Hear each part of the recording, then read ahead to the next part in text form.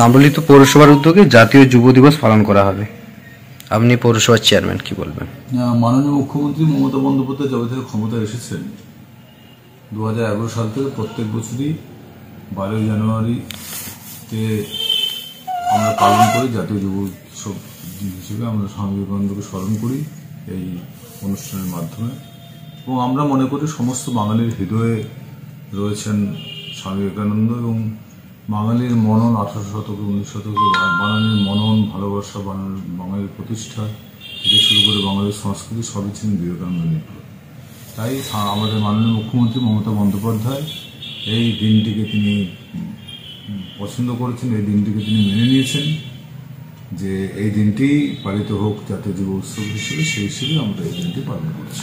অনুষ্ঠান সূচি হিসেবে পৌরসভার পক্ষ থেকে আমরা সমস্ত স্কুল, কলেজ থেকে শুরু করে বিভিন্ন শিক্ষা প্রতিষ্ঠানকে আমরা চিঠি করেছি, এবং চাই মানুষ ব্যাপকভাবে এই যুব উৎসবে যোগদান করুন এবং মানুষের মনে বিবেকানন্দের সেই ভাবধারা আবার জেগে উঠুক। এটাই তাম্রলিপ্ত পৌরসভার থেকে আমাদের প্রার্থনা। ওই দিন বিশিষ্ট অতিথি হিসেবে কারা কারা থাকতে পারেন? আমাদের সমস্ত কাউন্সিলরও থাকবেন, এবং আমরা এসডিও সাহেবকে অনুরোধ করবো আসার জন্য। তিনি যদি আসতে পারেন, অথবা আমরা অন্যান্য প্রশাসনিক অধিকারীদের অনুরোধ করবো যাতে তারা আসেন। বলছি, পৌরসভার তরফে এখন থেকে প্রস্তুতি কেমন চলছে? পুরো প্রস্তুতি চলছে।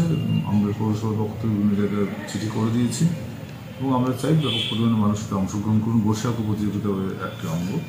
এইভাবেই আমরা এই অনুষ্ঠানটি চালাতে চাইছি। পৌরসভা ঠিক কোন জায়গায় হবে এটা? পৌরসভা ক্লাবে মহেন্দ্র শ্রী সদনে হবে অনুষ্ঠান। কবে হবে?